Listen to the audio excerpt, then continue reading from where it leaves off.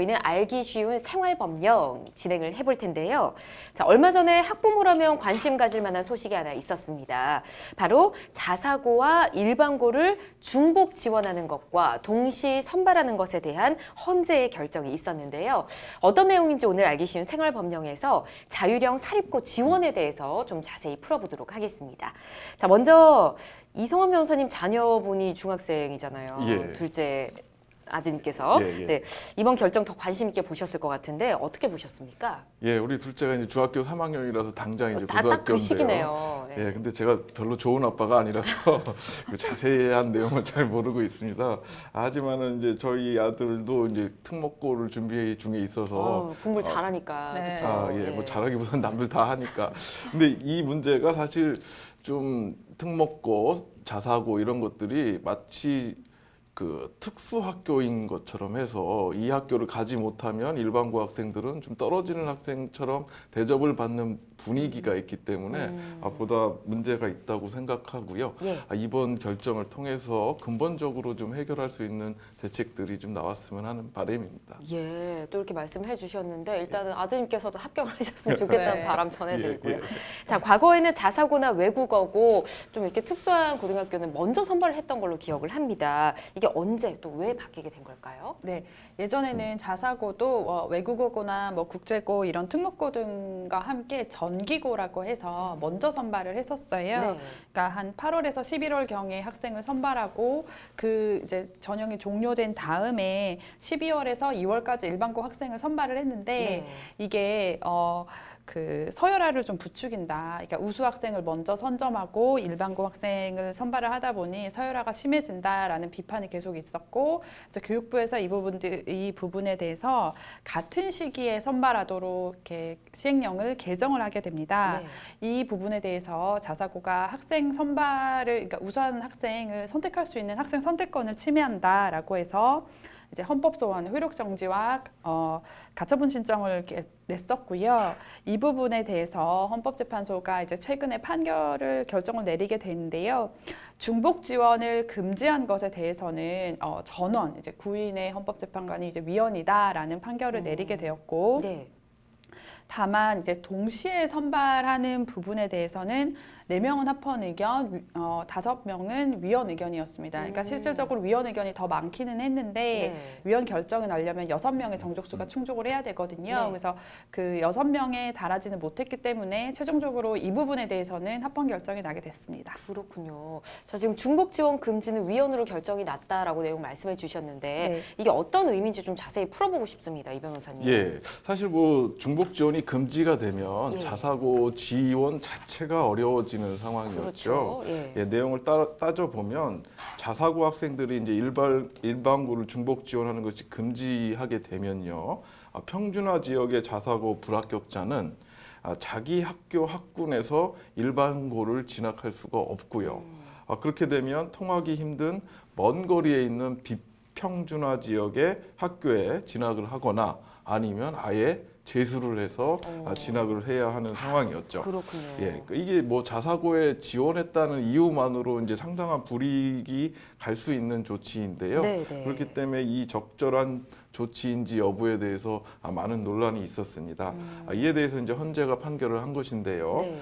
자사고 등 고교의 종류와 입학 전형 제도는 법률로 규정을 해야 하는데 네. 법률의 그 근거가 없이 시행령에 규정한 것은 교육제도 법정주의에 위반한다라는 내용으로 위헌 결정을 했습니다. 그렇군요. 예, 아무래도 이 중복 지원 금지 제도는 사실상 자사고 지원을 막는 제도가 되고 자사고의 존재 자체가 의미 없어지는 상황이 될 수도 있었기 때문에 네. 헌재에서 판결을 한 것인데요. 뭐 내용보다는 사실 절차적인 문제가 더 컸지요. 그러니까 법률에 근거가 있어야 되는데 시행령으로 했기 때문에 네. 위헌이 된 것입니다. 그렇군요. 알겠습니다. 자, 반면에 또 동시 선발은 합헌으로 나오긴 했습니다. 기존처럼 일반고, 자사고 동시에 선발하게 된다는 그런 뜻인가요? 네, 맞습니다. 기존처럼 자사고는 일반고와 동시에 선발을 하게 되고 예. 이 부분에 대해서 자사고 측은 아까 말씀드렸던 자사고와 지금 특목고가 있잖아요. 그쵸. 뭐 외국어고나 뭐 국제고, 과학고. 네. 근데 이 특목고 같은 경우에와 이렇게 자사고의 어떤 평등권을 침해한다. 왜 우리만 다르게 취급하냐라는 예. 주장을 하고 있고 이 부분에 대해서 헌재는 당초에 자사고를 전기 학교로 규정을 했던 취지는 일반고랑 차별화된 교육을 제공하고 어떤 권학 이념이나 교육 과정에 적합한 학생을 선발하도록 한 것인데 네. 실질적으로는 정기학교로 규정이 되면서 우수 학생을 선점하는 그러니까 고교 서열화하는 문제가 더 심화됐다. 그렇기 때문에 그 동시 선발하는 게 뭐 위헌적이지 않다라고 해서 합헌 결정을 내린 것으로 보입니다. 그렇군요. 알겠습니다. 우선 올해 중3 학생들은 뭐 일반고에도 동시 지원이 가능한 것 같습니다. 이제 아드님도 그러실 것 같고요.